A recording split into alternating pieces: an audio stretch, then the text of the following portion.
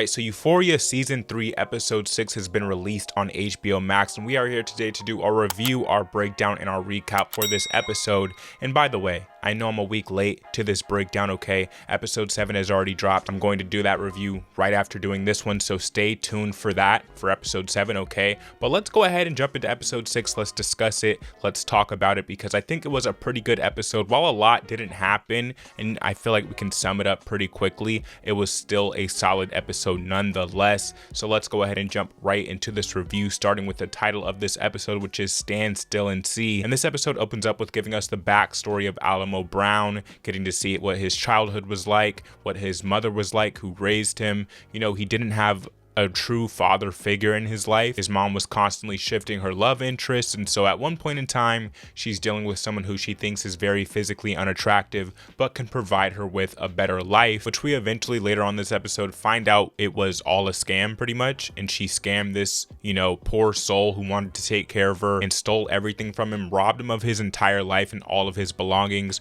just to transfer it over into someone who she actually wanted to be with. And from that day on, Alamo Brown knew to not trust anyone ever again, especially his mom, and more specifically to never let a woman get over on him again is what this episode states. So that's sort of how he gets this cold-blooded nature to his character, and where he learned it from, that being his mother. I guess it's just in their blood. And then we finally go back to present day with Rue buried in the ground, in the dirt, her head sticking out, okay, telling Alamo Brown that she can get the money back that was robbed from the club. And so she ends up calling up Faye, asking Faye for a favor. She wants her to take a picture of the safe key, and also they start putting together a plan for Rue to be the one to go to Laurie's house, break into this safe, and get this cash back for Alamo Brown. So we get a really cool standoff scene where Alamo Brown meets up with Laurie yet again. She comes to his compound to speak to him, and at this point in time I was like, okay, the Western music and the theme is starting to work now. You know, it's sort of been the theme throughout this entire season,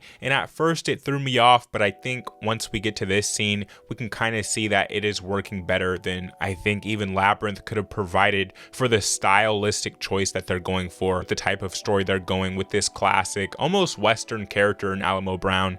And yeah, I think it's working pretty well here, so I just wanted to mention that. But we get a cool scene between Alamo Brown and Laurie. They're meeting, they come up with a deal to go down to Mexico to pull off one last heist since the border is about to close, and they form a little partnership for the time being. Now afterwards, back at the club, Alamo Brown and Maddie, their partnership is still flourishing. They're taking pictures of all the girls together to advertise. We see Jules and Rue back together talking to each other, Rue trying to convince her of a potential relationship with each other, which Jules is very standoffish about because she knows how Rue can be. And that's when Rue crosses the line. She starts belittling Jules, telling her, you know, this man that she's with will never love her. And that's when Jules had enough. Okay, Rue crossed the line, and that's when Jules smacked fire, wind, and earth out of Rue, smacked the hell out of her. I was like, God damn, she smacked the hell out of her. I was like, okay, all right, I see where you're coming from, Jules. You know, she did cross the line there, and I think that pretty much is a severed relationship there from these characters.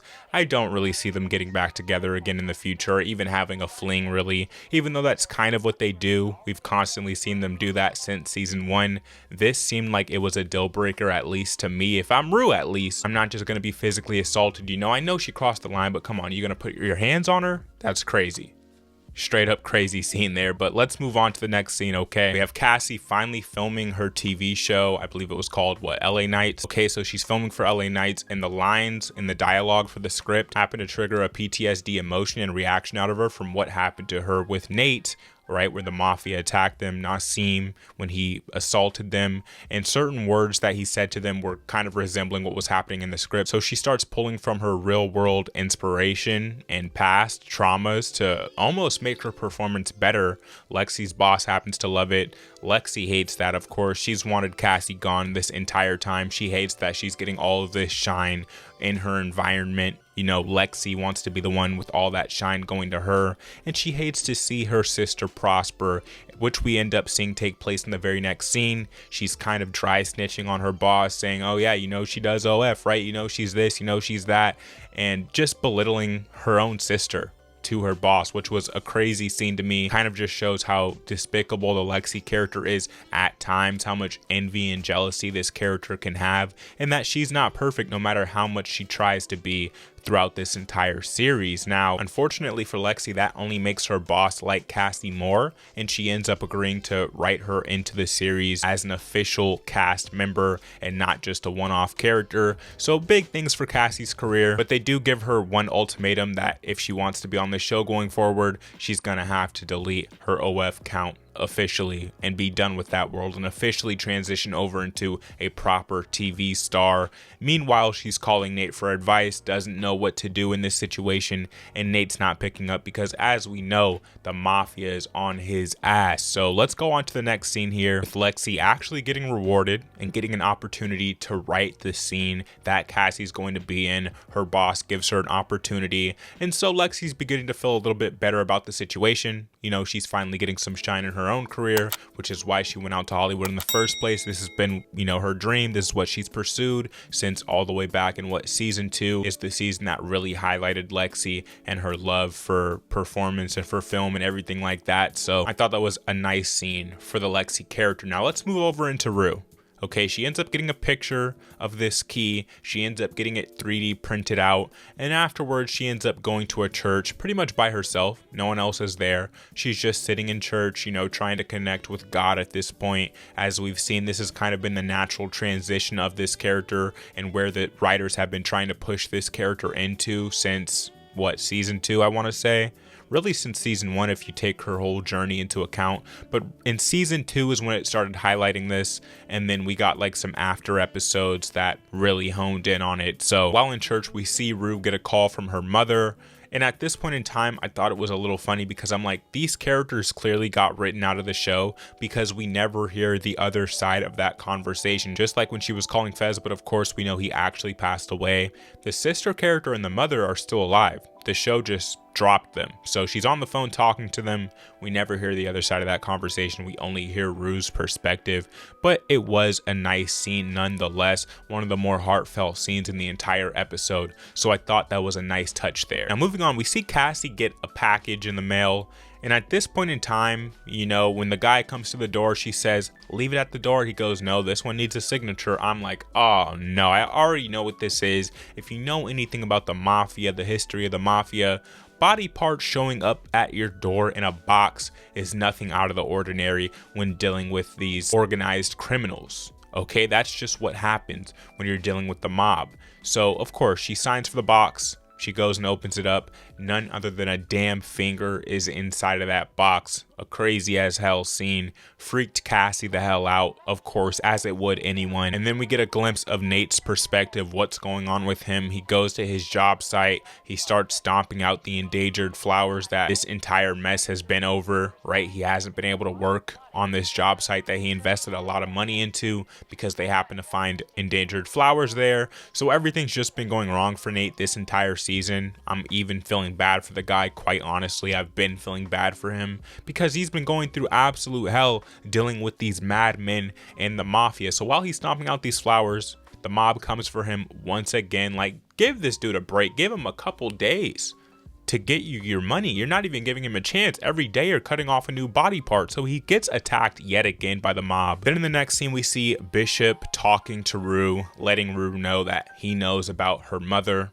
her sister, you know, the rest of her family that she never told any of them about, and that something is going to be happening to them if she ever steps out of line. So at this point in time, Rue is really beginning to understand that she made a deal with the devil by signing up to work under Alamo Brown. And as Rue is driving off to, I guess, go to Laurie's house, break into the safe, you know, she's on this road. She gets ran off the road by this truck, you know, barely survives an almost near-life car accident. And while she's off the road, her car's smoking. And then the camera pans over, we take a look at a tree sitting in the desert, and it just sparks into flames. And it is a beautiful scene. I thought this was magnificent. This is the end of the episode right here. It cuts to black after this.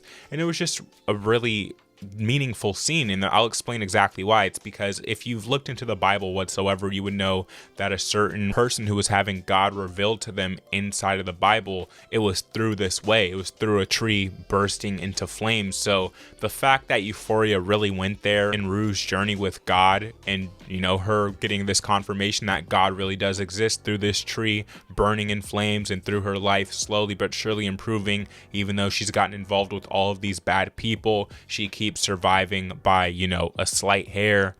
I think it was very beautiful. I think it was great writing, and I really enjoyed this episode, even though, again, not much happened here, but I think just enough did for it to be still a solid episode. So with that being said, guys, if I had to rate Euphoria Season 5, Episode 6, I would give this episode the rating of a 8 out of 10. It gets the 8 out of 10, a very solid episode, but I think what came after in episode 7 was even better. So make sure you stay tuned for my episode 7 review and breakdown that's going to be dropping after this one, and I'll see you in that next video. Okay, guys, those are my thoughts on this episode. Let me know your thoughts on this episode down in the comment section down below. If you don't know what we do here on We Got AT, we do film, TV, and pop culture based content. So if you're interested in this type of content, you're in the right place. Hit subscribe, hit the like button if you enjoyed this video. I'll catch you in the next one, guys. Peace.